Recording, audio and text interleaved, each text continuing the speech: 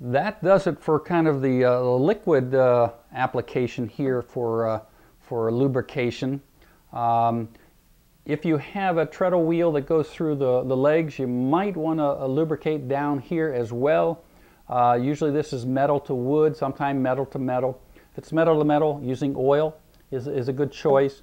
If it's metal to wood, when you assemble your wheel, take again some candle wax and put right over that metal pin that goes through the leg, and just put a lot of wax on there, and that's usually good. You generally don't have to lubricate down here much because it doesn't turn much. It doesn't need that excessive lubrication that you have at these other locations. If you have a wheel that have hinges down here that the treadles pivot on, a little bit of dry lubricant or even oil on those hinges, but again, you probably don't need to do that every day. Okay, that's for the lubrication. There may be some other spots. If you do have a wheel that has sealed ball bearings over here on the wheel, maybe even on the flyer, I've seen a few that way. Sealed ball bearings don't need any maintenance. They're good for life. There's nothing to lubricate. You can ignore that if you have them. Think of that as just a time-saving thing you don't have to deal with. Let's talk about the joints on a spinning wheel. You've got legs that come into the bench. You've got wheel posts that come into the bench. You need to have these things holding tightly.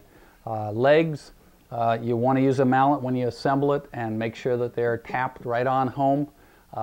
Normally you're going to get a tight fit here. If you choose to glue, you may. That means you're probably going to have a permanent fit. If in doubt, just tap it home. If you want, put just maybe a drop or two of glue on the side and send it home here. And if you need to take that out, chances are you can torque it out by twisting the leg here to get it off. But you'll want a firm connection here. With your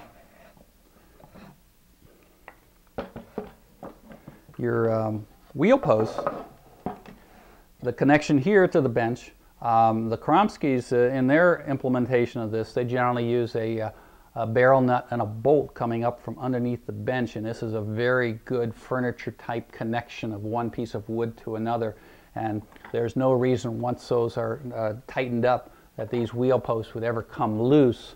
But you want to make sure that on your wheel, whoever makes it, that these posts are firmly attached to the bench. Over here again on the working end,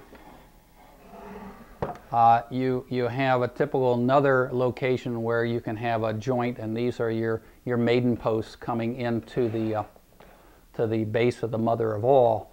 In many cases, like on a wheel like this, these posts are sometimes removed. If you're going to be changing to a jumbo flyer, you got to take off this front post and put on another one which has a larger hole here for the orifice.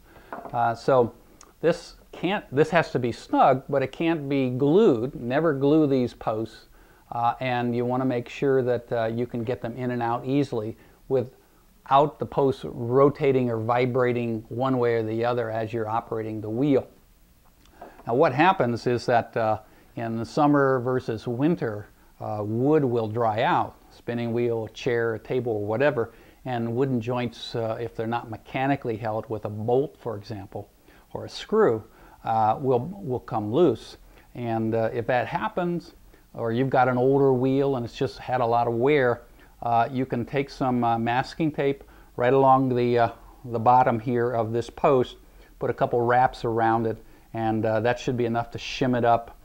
Put it down low so when you put it in the hole, it's not seen, and that'll allow it to have that stay put, so when you rotate it, you leave it someplace, it stays there. Another trick, if this is loose here, take some wood glue and dip this post into it. You're not going to glue it to the hole. You're going to allow that glue to dry out here in the air. It's going to create a film of hard glue around here, maybe several different dips to get a heavier thickness. And that will allow it to snug up here into the hole generally. You might have to repeat this process after a while, but that's good to go. In a pinch, take your posts and just put it in a cup of water for 30 seconds or so, and that the fibers here will absorb water, and that might be enough here to hold your post until you're ready to go with that. But summer versus winter, you might see this fluctuation of how these joints hold together. That's it for lubrication and joints. We're going to talk about alignment now, and we'll use a Polonaise wheel to do that. Now we want to talk about alignment on a spinning wheel. There's generally only a couple spots where this is going to come into play, but if it's not aligned properly, things will not rotate as they should, and you won't get the performance that you need. Generally, the first place to look is over here with the two Maiden posts that support the flyer. These Maidens generally have a bearing sticking out from them, leather, plastic, metal, some other material, and they're going to be in pairs. And if these are removable, they also can be twisted, and you want to make sure that the two leathers are parallel with one another so that the flyer will rotate freely. It's not encumbered by these leathers being out of alignment or in towards or away from the flyer. And just make sure that you, as you change bobbins or flyers, that you keep these two Maiden posts aligned properly as they should be. The other location here on a spinning wheel that needs alignment is generally here at your wheel posts. Most wheel posts simply are attached to a bench. People attach them and they don't think anything of it. But in many cases, you can take these wheel posts before you tighten them down to the bench, and you can twist them.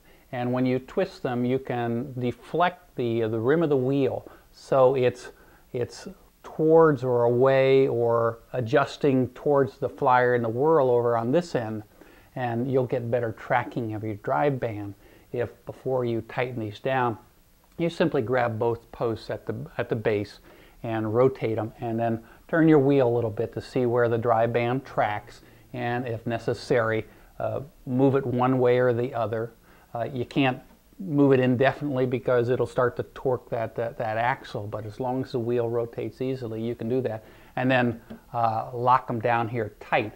On the Polonaise, I wanted to show you a couple things that are a little different on it that you'll want to think about. The hardware over here at the wheel is a little different. We call it a pin and cup. The wheel rotates actually between two pins that hold the wheel together. And this is where I said petroleum jelly might be a good location to be used at, because the jelly will stay on that pin and cup location and provide a better lubricant perhaps than liquid oil. But in terms of alignment, the Polonaise is this design of spinning wheel that we refer to as Norwegian or Scandinavian. Two benches here, two wheel posts, and two adjusting screws on either side. In the case of the Kromski product here, this Polonaise, these are not just simply decorative items. They do something for you. By turning these, you can deflect the position of these wheel posts, which has the effect of aiming or canting off to one side or the other the rim in relationship to the flyer. And I'm going to try to show you that here on a video by pointing this wheel over to you.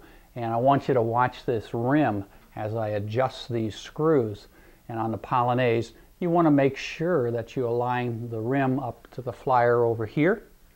You do that generally once, and unless somebody turns these for you, you're not watching, the kids play with it or whatever, you do that once, and you don't have to do it very frequently at all. I mean, maybe when you change a whirl, or maybe not even then. But it does work, and when you initially set up your wheel, you want to make sure that alignment is correct. So let me show you how to do that.